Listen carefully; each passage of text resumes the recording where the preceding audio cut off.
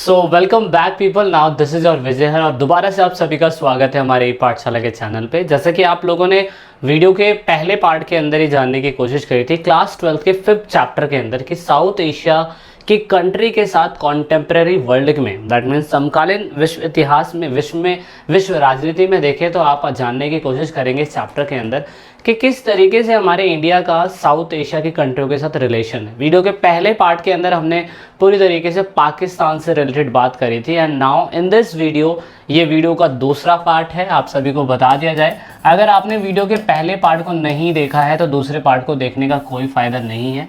मेरा नाम विजय है। अगर आप ई पाठशाला चैनल पे आए हैं नए तो सब्सक्राइब ज़रूर कर दीजिएगा। वीडियो का दूसरा पार्ट कंप्लीट देखने के लिए आपको बहुत सारी चीज़ें समझ में आएंगी, तो उसको पूरा चेकआउट करने की कोशिश करिएगा। और इसमें आप देख सकते हैं आज हम बात करने जा रहे हैं कि साउथ एशिया का रिलेशन बांग्लादेश के साथ कैसा है। तो अगर आप वीडियो पे नए हैं तो सब्सक्राइब ज़रूर करिएगा, अदरवाइज़ आप इन सभी के साथ भी हमारे साथ ज्वाइन हो सकते हैं। सो टुडे आप सभी ये देखने की कोशिश करेंगे कि साउथ एशिया के कॉन्टेम्प्रेरी टाइम पीरियड में हमारे जो पड़ोसी मुल्क हैं उनमें से अफ़गानिस्तान, पाकिस्तान, उसके साथ नेपाल है, बांग्लादेश है, भूटान है, श्रीलंका है, मालदीव है। आपकी इस बुक के अंदर इन सभी के साथ रिलेशन बताने की कोशिश करी गई है, बट आप नोटिस करेंगे सबसे ज़्यादा इम्पॉर्टेंट दिया जो गया है वो दिया गया है पाकिस्तान के बारे में, नेपाल के बारे में, बांग्लादेश के बारे में और श्रीलंका के बारे में। ये चार टॉपिक सबसे ज़्यादा इंपॉर्टेंट है। साउथ एशिया कंट्री के साथ हमारे रिलेशन कैसे, अगर आप इनके ऊपर फोकस कर ले तो मैं आपको 200% गारंटी दे रहा हूँ आपका टॉपिक कवर हो जाएगा।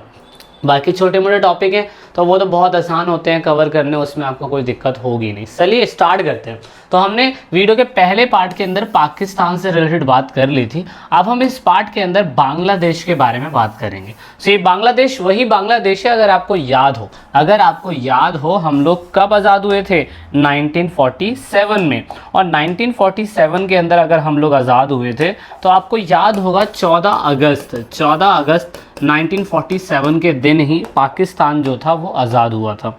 तो पाकिस्तान ने क्या कहा था, अगर आप जब अगली बुक पढ़ेंगे तो आपको इसमें समझ में आएगा। टू नेशन थ्योरी के अंदर बातचीत करी गई थी। बातचीत ये करी गई थी टू नेशन थ्योरी के अंदर कि कैसे जो हिस्सा जहाँ पे मुसलमानों की संख्या ज़्यादा है वो हिस्सा पाकिस्तान बना दिया जाएगा, और जहाँ पे हिंदुस्तान मतलब हिंद लोगों की संख्या ज़्यादा है, हिंदुस्तानियों की संख्या ज़्यादा है, वो हिस्सा हमारे क्या बना दिया जाएगा? हिंदुस्तान बना दिया जाएगा। तो इस हिसाब से दो पाकिस्तान बने थे। एक वेस्ट पाकिस्तान बना था और ये ढाका, अगर आप देखें बांग्लादेश जो आज का बांग्लादेश है, लेकिन उसे ईस्ट पाकिस्तान बनाया गया। कहने का मतलब 1947 से लेके 1971 तक 1947 से लेके 1971 तक जो ये बांग्लादेश का हिस्सा था, जिसे आप ईस्ट पाकिस्तान बोलते थे, उस पाकिस्तान के ऊपर बांग्लादेशियों का नहीं बल्कि वेस्ट पाकिस्तान के लोगों का ज़्यादा मैं कह सकता हूँ डोमिनेंस देखने को मिलता था। तो यहाँ पे एक लूज पॉइंट अगर आप देखें तो यहाँ पे सत्ता यहाँ पे चल रही है, सब कुछ यहाँ पे चल रहा है, लेकिन यहाँ पे बेचारे जो ईस्ट पाकिस्तानी के लोग हैं वो कहते हैं कि यार हमें भी थोड़ा बहुत मतलब सत्ता को चखने का मौका दीजिए, हमें भी थोड़ा बहुत क्या कहते हैं सिचुएशन को चलाने का मौका दीजिए, जो इनको नहीं मिल पा रहा। तो समझ रहे हैं ना।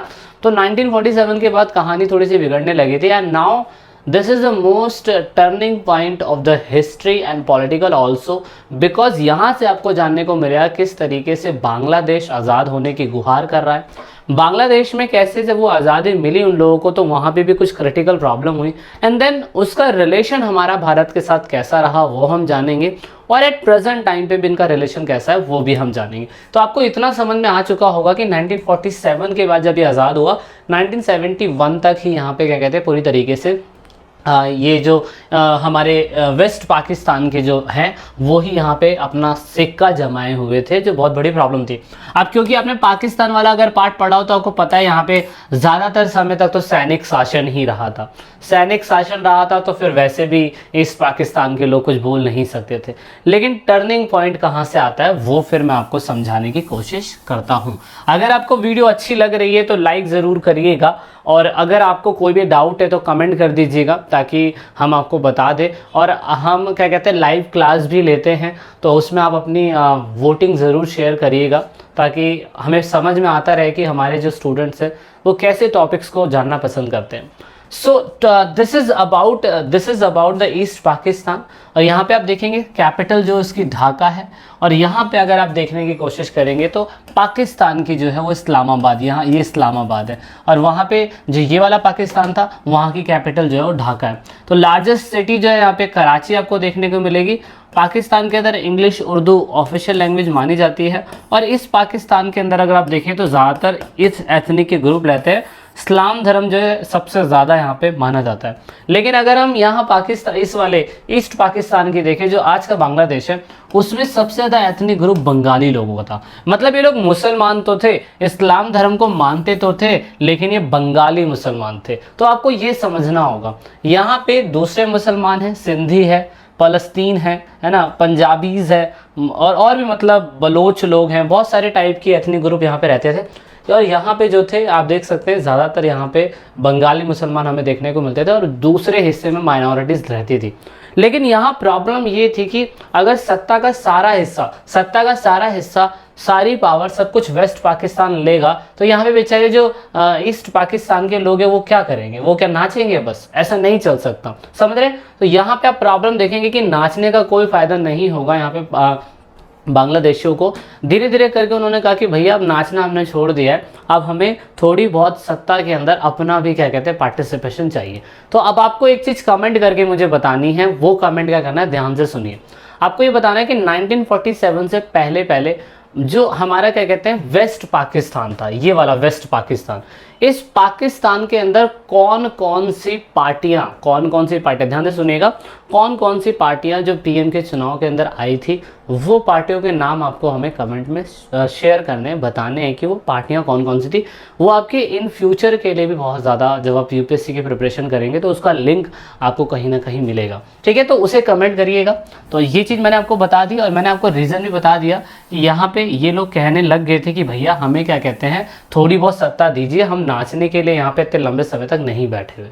सो दैट इज़ वाई यहाँ पे कॉन्फ्लिक्ट स्टार्ट होता है। और जब कॉन्फ्लिक्ट स्टार्ट होता है तो फिर आप देखेंगे 1971 के अंदर फिर आप नोटिस करने की शुरुआत कीजिए कि यहाँ पे भेदपूर्ण रवैया पाकिस्तान की गवर्नमेंट ने अपनाना चालू कर दिया। किसके लिए? ईस्ट पाकिस्तान के लोगों के लिए।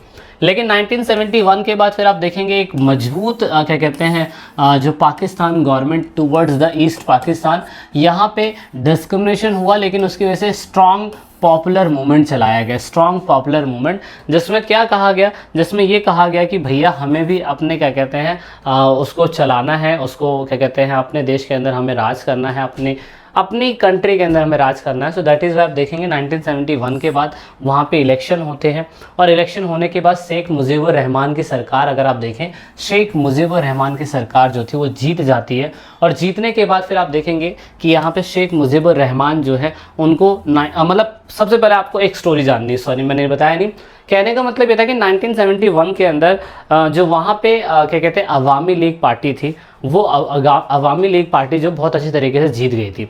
और जीतने के बाद ये कहा गया था कि अब जो ईस्ट पाकिस्तान का हिस्सा है, जो आज बांग्लादेश का हिस्सा है, उस बांग्लादेश के अंदर अब आप नोटिस करेंगे कि नई तरीके की सरकार बनने की शुरुआत हो जाएगी। लेकिन 1971 के अंदर अगर वेस्ट पाकिस्तान की तरफ देखें तो वहाँ पे जनरल का शासन रहा था, ज़्यादातर आर्मी के लोगों का शासन रहा था। और इसी वजह से उन्होंने क्या करा कि जो आज का बांग्लादेश है उनके खिलाफ क्या कहते हैं, उन्होंने कहा कि नहीं हम ये चीज़ मानेंगे नहीं। तो ये चीज़ बिल्कुल गलत थी। उन्होंने कहा कि हम ये चीज़ मानेंगे नहीं, तो अगर वो नहीं मानेंगे तो फिर क्या करेंगे। सो दैट इज़ वाई वहाँ पे जो बांग्लादेश का हिस्सा था वहाँ पे पॉपुलर मूवमेंट स्टार्ट हुआ और कहा कि हमें सरकार का बाइकआउट करना चाहिए। सो दैट इज़ वाई यहाँ पे क्या हुआ था कि उसके बाद पहला कॉन्स्टिट्यूशन बांग्लादेशी लोगों का 1971 के अंदर बनने की शुरुआत होनी चालू हो गई थी। तो आप देखेंगे 4 नवंबर 1975 के दिन इसको रेटिफाई करा गया, इफेक्टिव में से 72 के अंदर लाया गया। तो बहुत लंबा समय लग गया था कि बांग्लादेश का अपना खुद का क्या कहते हैं यहाँ पे क्या कहते हैं अपने खुद का संविधान बनाना, अपना खुद का देश बनाना। यहाँ पे शेख मुजीबुर रहमान जो थे आप देख सकते हैं अवामी लीग के ये हेड थे, और इसलिए शेख मुजीबुर रहमान जो थे वो देश के पहले राष्ट्रपति जाके बनते हैं। और यहाँ पे फिर आप नोटिस करते हैं इन्होंने एक गलत काम कर दिया। इन्होंने एक संशोधन पास कर दिया, क्योंकि 1972 के अंदर तो बांग्लादेश का नया कॉन्स्टिट्यूशन बना ही बना था। और जब नया कॉन्स्टिट्यूशन बना था और देश के अंदर पहले राष्ट्रपति देख सकते हो आप ये थे, उस टाइम पे पीएम जो थे आप देख सकते हैं ये थे। लेकिन इन्होंने क्या करा, इन्होंने अपनी शक्ति का गलत इस्तेमाल करते हुए प्रेसिडेंशियल ऑर्डर लगा दिया और ये कहा कि पार्लियामेंट के अंदर राष्ट्रपति की चलेगी बस। और राष्ट्रपति की चलेगी तो ये वही सिस्टम है जैसे आप संसदीय राष्ट्रपति शासन प्रणाली बोलते हैं। अमेरिका जैसे हिस्से में होता है ना, अमेरिका के अंदर सिर्फ राष्ट्रपति की चलती है, लेकिन वहाँ पे पीएम नहीं होता है तो इसलिए राष्ट्रपति की चलती है। लेकिन शेख मुजीबुर रहमान ने क्या करा, 1975 के अंदर शेख मुजीबुर रहमान ने एक अमेंडमेंट पास करवाया। और एक अमेंडमेंट पास करवाने के बाद फिर आप नोटिस करेंगे शेख मुजीबुर रहमान की जो सरकार थी वो पूरी तरीके से शेख मुजीबुर रहमान की सरकार जो है गिरने की कगार पे आ जाती है। क्यों? क्योंकि ऐसा शासन जो मतलब पहले भी इतने लोग दब रहे थे उनके अंदर, इतने सारे लोग इतने सालों से वैसे भी वो वेस्ट पाकिस्तान के अंडर में जी रहे थे, इतनी लंबी क्रांति होने के बावजूद भी शेख मुजीबुर रहमान ने ऐसा लॉ पास कर दिया तो जो बिल्कुल गलत था, है ना। सो दैट इज वाई फिर यहाँ पे अब देखिए यहाँ पे भारत का रोल भी रहा था, ठीक है, भारत का रोल रहा था कि भारत ने कैसे बांग्लादेश को आज़ाद करवाया। उसके बारे में इसमें डिस्कशन नहीं है, क्योंकि मैंने बताया था कि पहले हम इस देश की राजनीति जानेंगे, इनका पास जानेंगे, फिर हमारे इनसे क्या डिस्प्यूट है, फिर इनसे क्या कोऑपरेशन है, हम इतना ही जानने की कोशिश करेंगे। तो यहाँ पे क्या हुआ, अवामी लीग को छोड़कर सभी दलों की समाप्ति कर दी गई। पहला कहा गया कि भाई संसदीय राष्ट्रपति सरकार की शासन रहेगा, मतलब राष्ट्रपति चलाएगा, और दूसरा उन्होंने बोला कि सारी पार्टियां हट जाएगी, सिर्फ अवामी लीग पार्टी रहेगी। ये चाइना वाली पॉलिसी कर दी इन लोगों ने, सिंगल पॉलिसी मतलब सिंगल पार्टी सिस्टम कर दिया, ये बिल्कुल गलत कर दिया। और हुआ क्या, फिर हुआ ये कि जनवरी 24 जनवरी 1975 के दिन फिर आप नोटिस करेंगे उनकी हत्या करवा दी जाती है, ठीक है, हत्या करवा दी जाती है उनकी। तो आप नोटिस करेंगे अवामी लीग के जो हेड थे शेख मुजीबुर रहमान, उनकी हो जाती है हत्या। और फिर उसके बाद क्या कहते हैं, पहले ये राष्ट्रपति बनते हैं और फिर दोबारा प्रधानमंत्री भी अपने आप को क्या कहते हैं अपॉइंट करवा लेते हैं, सेम ऐसा जैसे पाकिस्तान के अंदर चल रहा था। तो आप देखेंगे कि यहाँ पे उनका 75 के अंदर असैसिनेशन हो जाता है, उनको मार दिया जाता है। मारने का कारण सिंपल सा वही था कि उन्होंने जो रायता फैलाया हुआ था वो लोगों को पसंद नहीं आ रहा था। फिर यहाँ पे 1979 के अंदर फिर दोबारा सैन्य शासन जो है फिर दोबारा आ जाता है। यहाँ पे 1975 के बाद फिर दोबारा शासन आता है, वो है ज़ियाउर रहमान। ज़ियाउर रहमान जो है देश के अंदर पूरी तरीके से भागदौड़ संभालते हैं, लेकिन फिर इनकी भी हत्या करवा दी जाती है, इनकी भी हत्या करवा देती है। ये चीफ स्टाफ वहाँ के बांग्लादेश के थे, लेकिन इनकी हत्या करवा दी जाती है। और यहाँ पे आप देखेंगे नए जनरल की अपॉइंटमेंट होती है, नए जनरल की अपॉइंटमेंट होती है जिन्हें आप देख सकते हैं जनरल HM इरशाद। तो इरशाद करके इनका नाम है। ये दोबारा से क्या कहते हैं राष्ट्रपति जो है वहाँ पे बनाए जाते हैं। यहाँ पे अब ये तीसरे राष्ट्रपति जाके बन रहे हैं, जो आप देखेंगे कि सेम वही सिचुएशन जो है पाकिस्तान वाली ही चल रही है। राष्ट्रपति शासन लग जा रहा है, दोबारा से सेना का कोई हेड आ जा रहा है, उनको मार दिया जा रहा है, पीएम की पोस्ट कभी होती है कभी नहीं होती है। यहाँ पे सिंगल पार्टी सिस्टम कर दिया गया अमेंडमेंट के थ्रू। सो फाइनली जनता बहुत ज़्यादा मतलब दुखी थी।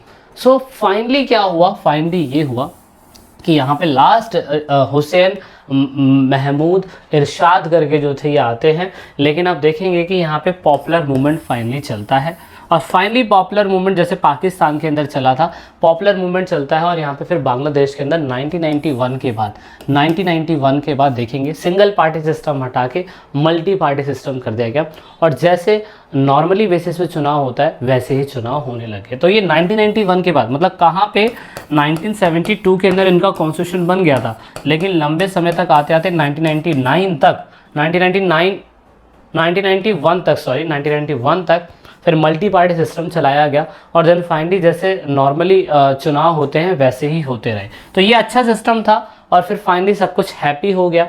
और उसके बाद फूल वूल दिए गए, आप समझ सकते हैं यहाँ पे। अब यहाँ पे हमें जानना है कि 1991 के बाद भारत और पाकिस्तान का जो संबंध है वो किस हिसाब का है, क्योंकि भारत ने बांग्लादेश को आज़ाद कराया था तो शुरुआती समय में तो संबंध अच्छे होंगे ही होंगे, है ना। लेकिन हमारे साथ उनका डिस्प्यूट पता क्या रहता है, डिस्प्यूट नंबर वन है जो लोग बांग्लादेश से जब 1971 के अंदर युद्ध हुआ था तो उस टाइम पे बहुत सारे इनलीगल माइग्रेंट जो थे, बहुत सारे इनलीगल हमारे भारत के अंदर अवैध रूप से घुस चुके थे।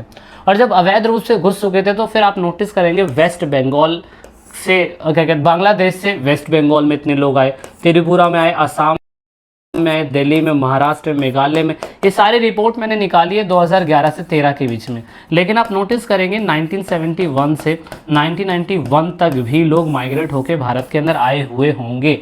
तो इसीलिए आपको पता होगा कि हमारे देश के अंदर क्या कहते हैं, जो हमारे होम मिनिस्टर थे उन्होंने पूरी तरीके से एनआरसी लाने वाले थे। एनआरसी आपको पता है लाया जा रहा था ताकि हम लोग जितने भी बांग्लादेशी लोग हैं जो हमारे भारत देश के ऊपर आए थे उनको बाहर निकाला जा सके। तो ये एक मुद्दा चल रहा था। एनआरसी अगर आपने सुना हो तो बहुत ज़्यादा वो फैला हुआ था उसके बारे में न्यूज़ में, और ये एक सबसे बड़ा डिस्प्यूट हमारा उनसे रहता है। और हमने यही कहा था कि भैया जो लोग हमारे भारत के अंदर इनलीगल माइग्रेंट आए हैं हम उनको निकाल के आपके दोबारा क्या कहते हैं कंट्री के अंदर जो है वो भेज देंगे, मतलब बांग्लादेश में भेज देंगे। लेकिन शेख हसीना जी कह रही कि नहीं भैया हम उन्हें वापस नहीं लेंगे। तो ये भी एक डिस्प्यूट था, लेकिन डिस्प्यूट है ये। दूसरा डिस्प्यूट क्या है, sharing the Ganga and Brahmaputra river. तो यहाँ पे आप देख सकते हैं कि ब्रह्मपुत्र है और ये गंगा रिवर का पानी, अगर यहाँ पे हमने गंगा का पानी रोक दिया तो यहाँ पे बांग्लादेश को नहीं मिलेगा। यहाँ से ब्रह्मपुत्र से यहाँ से आ रहा है तो अगर हमने यहाँ से रोक दिया तो चाइना यहाँ से भी रोक सकता है। तो ये एक डिस्प्यूट है। तो शेयरिंग मतलब बता रखा है गंगा और ब्रह्मपुत्र नदी का क्या कहते हैं जो पानी है कितना % किसे मिलना चाहिए। तो गंगा को आप देख सकते हो, गंगा का 79% हम यूज़ करते हैं, नेपाल 14%, बांग्लादेश 4%, चाइना सिर्फ 3%। लेकिन अब ब्रह्मपुत्र नदी की बात करें तो चाइना 50%, इंडिया 33% और बांग्लादेश 8%, भूटान 8%। तो ये बहुत बड़ी दिक्कत वाली बात रहती है कि पानी कितना मिलना चाहिए, कितना नहीं मिलना चाहिए, वो डिस्प्यूट हमारा उनके साथ बना हुआ है। तो हम जल संधि भी करते रहते हैं उनके साथ, आपको पता ही है। फिर तीसरा डिस्प्यूट जो हमें देखने को मिला वो डिस्प्यूट देखने को मिला कि Bangladesh decision not to export natural gas to India, मतलब भारत को प्राकृतिक गैस का निर्यात करने से बांग्लादेश का फैसला जो है मना है। मतलब अगर मान लीजिए कि हमारा ये हिस्सा है और हमें क्या कहते हैं त्रिपुरा या मिजोरम इधर के इलाकों में प्राकृतिक गैस ट्रांसफ़र करनी है तो हम लोग बांग्लादेश से नहीं लेके जा सकते, वो उन्होंने हमें मना करा हुआ है। तो ये एक सबसे बड़ा डिस्प्यूट है, हमें पूरा घूम के आना पड़ता है। जबकि हमने कहा बांग्लादेश से क्या थोड़ी सी जगह दे दो, रास्ता दे दो, हम लोग सामान लेके जा सकते हैं। तो ये चीज़ भी नहीं दी गई है। तो ये बहुत ज़्यादा दिक्कत वाली बात है कि Bangladeshi refusal to allow Indian troops to move through its territory to north to east, मतलब उन्होंने मना किया हुआ है कि आप ऐसा नहीं कर सकते कि आप हमारे टेरिटरी से निकल के क्या कहते हैं अपने दूसरे देशों में जाए, जो मेरे ख्याल से लगता है सिक्योरिटी पर्पस के हिसाब से भी ठीक है। तो ये इन्होंने करा है और यहाँ पे क्या कहते हैं ये भी हमारा एक डिस्प्यूट इनके साथ बना रहता है और ये आज भी डिस्प्यूट है। और हमें क्या लगता है, हमने जो कहा है बांग्लादेशियों को, हमने कहा है कि बांग्लादेशी जो लोग हैं ना वो भारतीय विरोधी इस्लामिक जो ग्रुप है स्पेशली ISI इनको कहीं ना कहीं वो बढ़ावा देता है हमारे देश के अंदर आतंकवाद को बढ़ाने का।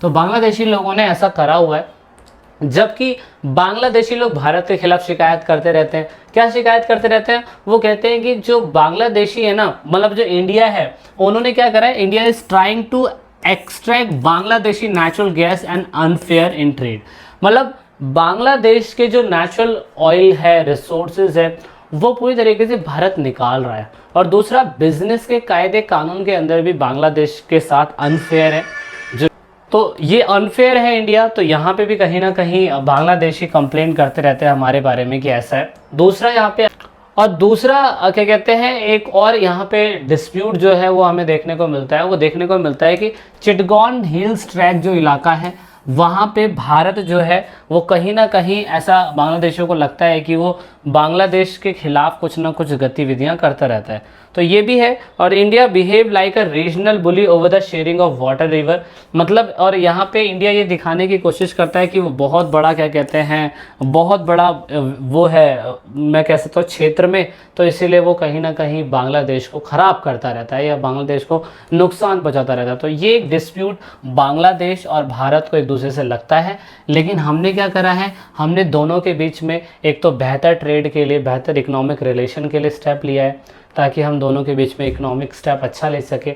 दूसरा, फिर हमने एक दूसरे के आपदा प्रबंधन के लिए, मतलब जो एनवायरमेंटल इश्यूज़ होते हैं ना उनके मैनेजमेंट के लिए हम लोग क्या कहते हैं आपस में एक दूसरे की मदद करते रहते हैं। हमने इस डिस्प्यूट को ठीक करने की बात करी है। दूसरा सबसे अच्छा डिस्प्यूट जो मुझे लगा कि भारत जो है वो पूर्व की ओर देखो नीति, जिससे आप क्या कहते हैं 2014 के अंदर एक्ट ईस्ट एक्ट, ये लिखा हुआ है वैसे तो, खैर पहले लुक ईस्ट पॉलिसी था ये 1992 के अंदर, लेकिन यहाँ पे क्या कहते हैं एक्ट ईस्ट पॉलिसीज़ के तहत 2014 के अंदर बांग्लादेश के साथ भारत ने अच्छा रिलेशन बनाया।